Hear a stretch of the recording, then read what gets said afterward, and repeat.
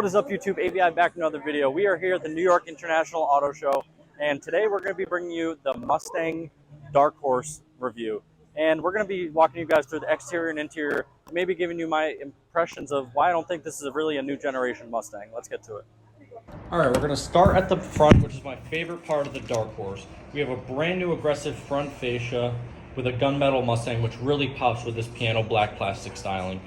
We also have new integrated air ducts, which remind me of that RTR Mustang styling, but these are actually 100% functional. We also have an aggressive front splitter that gives the Dark Horse even a lower stance than either the GT or the EcoBoost. And there's actually even more air coming in through functional lower front air ducts. So what kind of power do you get out of this engine? This is a 5-liter V8, which is the exact same to the GT, but this is actually 500 horsepower as opposed to 485. So 15 more horsepower on this Dark Horse than the GT. Let's continue on now to the sides. The thing, how you'll distinguish a Dark Horse from a normal GT is this Dark Horse logo. This is the front of a horse to kind of show you the emblem.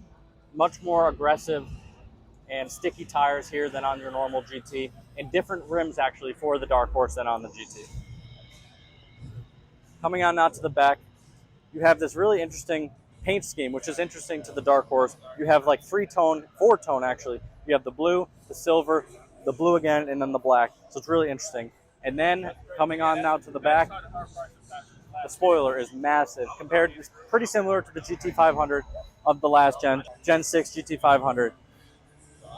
On the back now you have taillights, which are very different than the 2018 through 2022 taillights. These are much more kind of, I call them crunch taillights, where you still have the tri-bar, but they're definitely angled now, so it goes up and then comes out. So it's very different and a little controversial for Mustang. Coming on now to the back, the Dark Horse emblem, once again continuing on from the side, but this one's much more prominent and much bigger. So that is an exterior walk around of the Dark Horse. Let's go now into the interior. All right, we're inside the Dark Horse now. The first thing that Dave noticed actually on his side is they have the name badge on the dorsal that says Dark Horse, Mustang Dark Horse. And as you come in, this is where I get a little bit confused as to why this is a new generation Mustang. The first thing, obviously, if you guys have been watching the channel, you know that I own a 2015 Mustang, and everything is very similar to that. The seats are very, very similar, except Alcantara inserts instead of complete leather. But the automatic transmission here for the Dark Horse is almost exactly the same as the EcoBoost. Cup holders are the same. This center console is exactly the same. The only big difference is, and obviously a huge difference, is these big center screen.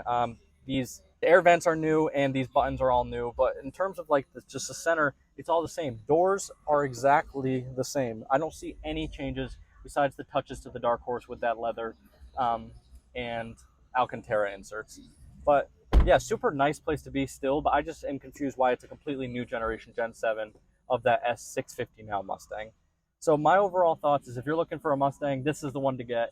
I'd say spend a little bit of extra money for that special touches of the Dark Horse, considering now this is probably the final generation of the Mustang. But we hope you guys enjoyed, and just like that, AVI out.